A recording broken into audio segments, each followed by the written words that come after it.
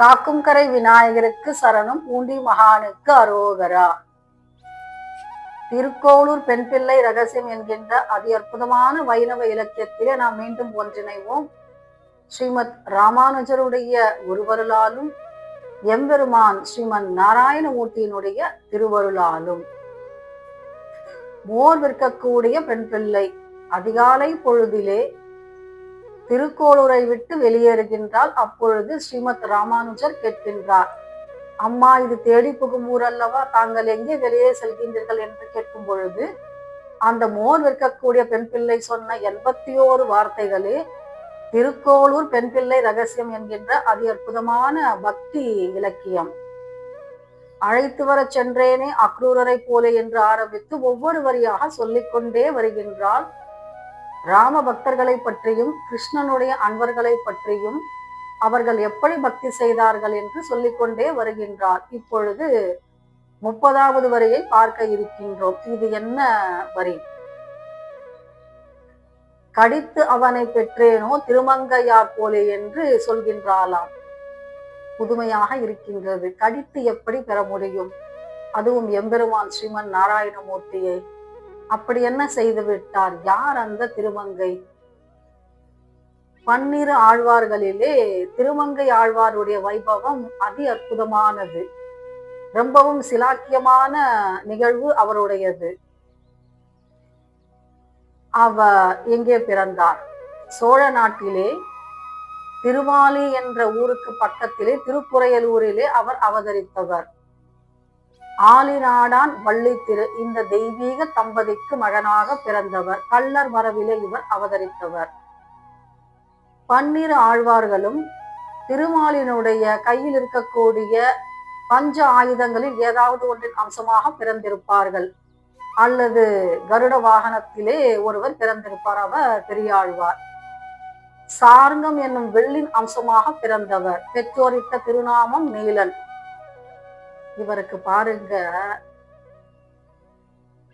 நல்ல ஒரு தோல் வலிமை இருந்தது. பராக்கிரமம் மிகுந்து காணப்பட்டார்.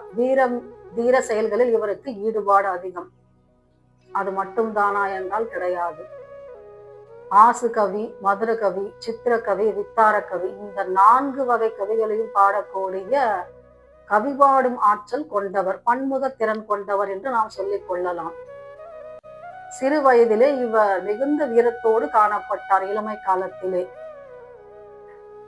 சோழ நாட்டின் பேரரசருக்கு இவர் கப்பம் கட்டக்கூடிய சோழ நாட்டு குறுநில மன்னராக இவரை ஆக்கினார் சோழ நாட்டு ராஜா. ஏன்னா இவர் முதல்ல சோழ நாட்டு தளபதியாகத்தான் இருந்தார். இவருடைய வலிமையை பார்த்துவிட்டு இவருக்கு இந்த ஆலி நாட்டை நீங்கள் ஆண்டு கொள்ளலாம் என்ற உரிமையை கொடுத்து விட்டார். ஆனால் கப்பம் கட்ட வேண்டும் சோழ நாட்டு பேரரசருக்கு. இதுவரைக்கும் ரொம்ப அருமையாகத்தான் போய்கொண்டு இருந்தது அவருடைய வாழ்க்கை. ஆனால் திருவெள்ள கோவிலிலே ஒரு பெண்ணை பார்த்து விட்டார் நீலன். அவர்கள் வைணவ வைத்திய பரம்பரையிலே பிறந்த ஒரு பெண் பிள்ளை. அவளுடைய பெயர் குமுதவள்ளி நாச்சியார். இந்த பெண்ணை பார்த்தவுடன் நீலனுக்கு திருமண ஆசை வந்துவிட்டது. இவர் திருவெள்ள கோவிலிலே சென்று அவர்களுடைய வீட்டை அணுகி கேட்கின்றாராம், இந்த பெண்ணை எனக்கு மனம் செய்து கொடுப்பீர்களா என்று. அப்பொழுது குமுதவள்ளி நாச்சியார் ஒரு நிபந்தனை விதிக்கின்றாள். என்னன்னா, 1 அல்ல 2 நிபந்தனைகள். 1, தாங்கள் பஞ்ச சமஸ்காரம் பெற்றுக்கொண்டு வைணவராக விளங்க வேண்டும். அடுத்தது, ஒரு வருடத்திற்கு 369 நாட்கள் இருக்கின்றதல்லவா, அந்த ஒவ்வொரு நாளிலும் 1008 வைணவர்களுக்கு அமுது படைக்க வேண்டும். இந்த 2 நிபந்தனைகளை ஒப்புக்கொண்டு விட்டால் நான் உங்களை திருமணம் செய்து கொள்கின்றேன் என்ற நிபந்தனையை கூறிவிட்டார். பார்க்கின்றார் இந்த நீலன். சரி, இவர் இல்லாமல் நமக்கு வாழ்க்கை கிடையாது என்ற முடிவுக்கு வந்துவிட்டார். இவர் என்ன பண்றாரு பாருங்க. திருநறையூர் நம்பி என்பவரிடம் இவர் பஞ்ச சமஸ்காரங்களை பெற்றுக்கொண்டு விட்டார். சரி, வைணவராகி விட்டார். அடுத்தது இன்னொரு நிபந்தனை இருக்கின்றது. தினமும் 1008 வைணவ அடியர்களுக்கு அமுது படைக்க வேண்டும். சரி, இதுவும் நமக்கு பிரமாதமான காரியம் கிடையாது என்பதை அவர் என்ன பண்றாரு, நம்பி அந்த விஷயத்தில் ஈடுபடுகின்றார். ஆனால் கைமீறி போய்விடுகின்றது நிதி நிலைமை. இவரா குறுநில மன்னர், இந்த நாட்டுக்கு உரிய கப்பத்தை கட்ட வேண்டும் சோழ மன்னனுக்கு. ஆனால் அந்த பணத்தையும் எடுத்துக்கொண்டு இவர் என்ன பண்றாரு, கோவில் திருப்பணிகளுக்கும் அமுது படைப்பதற்கும் செலவிட்டு விடுகின்றார். பார்க்கின்றார் சோழ நாட்டு மன்னன், நாம் தானே படைத்தலைவனாக விளங்கிய இவனை ஒரு குறுநில மன்னனாக ஆக்கினோம். ஆனால் இவன் என்ன பண்றான், நம்மை மீறி நம்முடைய அரசு கருவூலத்துக்கு அனுப்ப வேண்டிய வரியை கொடுக்காமல் இருக்கின்றான். இதை இப்படியே விடுவதா, படையெடுத்து செல்ல சொல்கின்றார் சோழ நாட்டு பேரரசர். ஆனால் அத்தனை பேரையும் புறமுதுகிட்டு ஓடச் செய்து விடுகின்றார் நீலன். சரி, நாமே நேரில் சென்று என்னவென்று பார்த்து விடுவோம் என்ற எண்ணத்திலே புறப்பட்டு விடுகின்றான் சோழ நாட்டு பேரரசன். ஆனா இவருடைய வீரத்துக்கு முன்னாடி ஒன்னும் செய்ய முடியல சோழ நாட்டு மன்னனால. ஏன்னா இவருக்கு பரகாலர் என்ற ஒரு சிறப்பு பெயரும் உண்டு. எதிரிகளை புறமுதுகிட்டு ஓடச் செய்பவர் என்று இதற்கு அர்த்தமாம். அப்படிப்பட்ட வீர பராக்கிரமம் மிகுந்த இவருடைய வீரத்தை பார்த்து சோழ நாட்டு மன்னன் கேட்கின்றானாம், இது தவறல்லவா? நான் தானே உன்னை குறுநில மன்னனாக ஆக்கினேன், என்னுடைய கருவூலத்துக்கு சேர வேண்டிய நீயை தந்தால் என்ன என்று கேட்கும் பொழுது கொஞ்சம் யோசிக்க வேண்டியதாக இருக்கின்றது. ஏன்னா கேள்வி நியாயம் அல்லவா. அதனால இவர் என்ன பண்றார் பாருங்க, சோழ நாட்டு மன்னன் இவரை சிறையில் அடைத்து விடுகின்றான் நீலனை. பார்க்கிறாரு பெருமாள், என்னுடைய அடியவன் இப்படி சிறையில் வாடுவதா?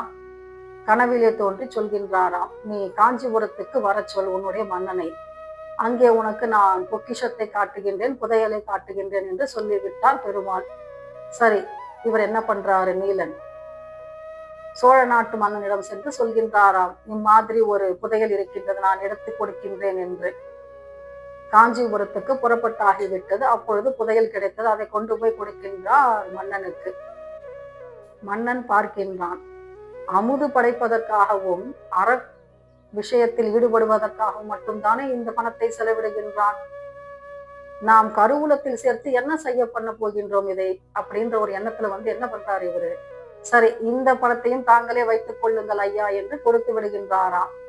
ஆனா பாருங்க, இவருக்கு நிதி நிலைமை அப்பொழுது கூட சீராகவில்லை. தொடர்ந்து உணவிட வேண்டும், ஒரு நாள் தவறாது வைணவ அடியவர்களுக்கு. அரசை விட்டு வெளியே வந்து விடுகின்றார். இவருக்கு பணம் எல்லாம் போதவில்லை. இப்பொழுது செல்வம் தொடர்ந்து கிடைத்துக் கொண்டே இருக்க வேண்டும். அதற்கு என்ன செய்வது என்ற ஆலோசனை. அப்பொழுது நீலன் என்ன பண்றாரு, சரி நாம செல்வந்தர்களிடமிருந்து திருடி அந்த பணத்தை கொண்டு நாம் செலவிடலாம் அற விஷயங்களுக்கு அப்படின்ற ஒரு எண்ணத்துக்கு வந்து விட்டார். இதற்காக ஒரு யோசனையை செய்கின்றார். என்னன்னா, நீர்மேல் நடப்பான், நிழலில் ஒதுங்குவான், தாள் ஊதுவான், தோல் வலியான் என்று சொல்லக்கூடிய இந்த 4 பேரினுடைய உதவியை கொண்டு திருட்டிலே வழிப்பறியிலே ஈடுபடுகின்றார்.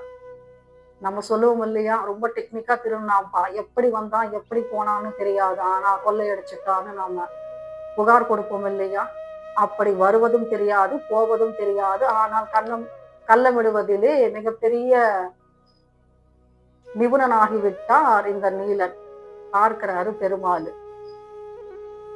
என்னுடைய அடியவர்களுக்கு உணவு படைப்பதற்காகவும் கோவில் நிர்வாகத்திற்காகவும் அதற்காகவும் தானே செலவிடுகின்றான்னு பார்த்தாக்கா, திருட்டை பிரதானமாக கையிலே எடுத்து விட்டான் அல்லவா இந்த நீலன்.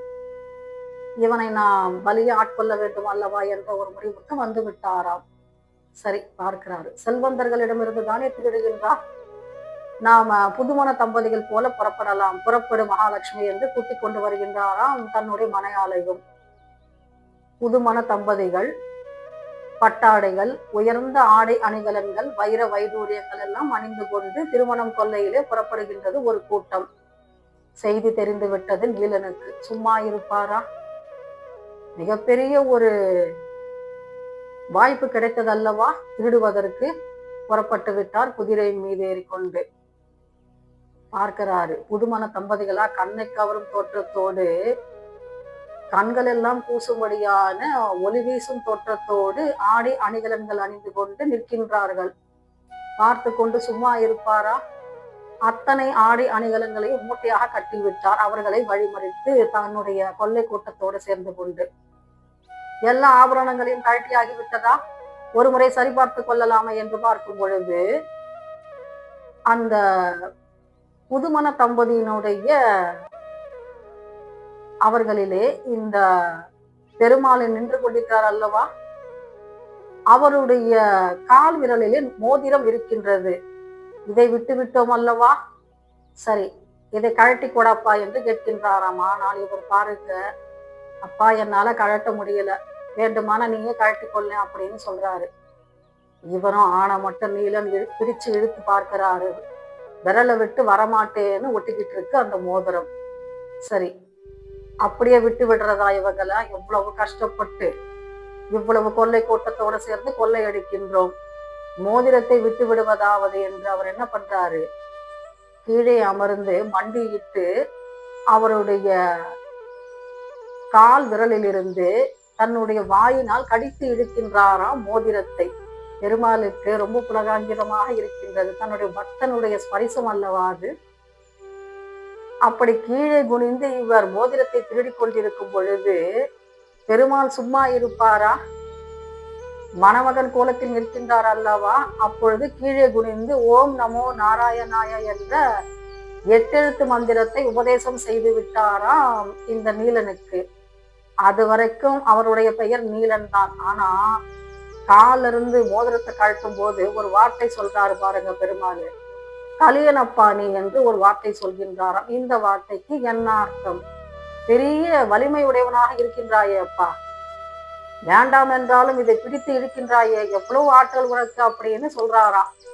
இதுவரைக்கும் பரகாலன் என்ற பெயர் நமக்கு தெரியும், இயற்பெயர் நீலன் என்பதும் புரியும். கலியன் என்றும் சொல்லிவிட்டால் பெருமாள். ஆனா எப்பொழுது ஓம் நமோ நாராயணாய என்ற 8 எழுத்து மந்திரத்தை உபதேசம் செய்து அது இவருடைய செவிகளிலே புகுந்து விட்டதோ அப்பொழுது ஞானம் பிறந்து விட வேண்டும் அல்லவா. ஏன்னா பெருமாளுடைய அனுகிரகம் அல்லவா. அவரே வாயை திறந்து இந்த உபதேசம் செய்த பிற்பாடு அஞ்ஞானமெல்லாம் விலகி ஓடி விட்டதாம். அப்பொழுது கண்களிலே கண்ணீர் வழிய பாடுகின்றாராம் நீலன். வாடினேன் வாடி வருந்தினேன் என்று ஆரம்பிக்கக்கூடிய பெரிய திருமொழியின் முதல் பாசுரத்தை பாடுகின்றார். தேடி கண்டுகொண்டேன் நாராயணா என்னும் நாமமே என்ற வார்த்தையோடு முடிக்கின்றார் முதல் பாசுரத்தை. 12 ஆழ்வார்களிலே 4 ஒரு பங்கு பாடல் இவருடையது. இவருடைய பங்களிப்பு அதிகம். பெரிய திருமொழி, திருக்குறுந்தாண்டகம், திருநெடுந்தாண்டகம், திரு எழுக்கூற்றிருக்கை, இப்படி 6 விதமான நூல்களை படைக்கின்றார் திருமங்கை ஆழ்வார் என்கின்ற நீலன். திருநெடுந்தாண்டகம், திருக்குறுந்தாண்டகம் என்ற 2 நூல்களையும் எழுதியிருக்கின்றார். இப்படி 6 நூல்களையும் எழுதி அதிகமான பாடல்களை கொடுத்த பெருமை 4000 திவ்ய பிரபந்தத்திலே என்ற பெருமை இவருக்கு உண்டு. பெருமாளால் ஆட்கொள்ளப்பட்டு திருமணம் கொள்ளையிலே நீலனாக விளங்கிய மன்னன் இப்பொழுது திருமங்கை ஆழ்வாராக மங்களாசாசனம் செய்யப்பட்டு விட்டார் பெருமாளால். அதிகமான வைணவ திருப்பதிகளை பாடிய பெருமை, மங்களாசாசனம் செய்த பெருமை திருமங்கை ஆழ்வாருக்கு உடையது.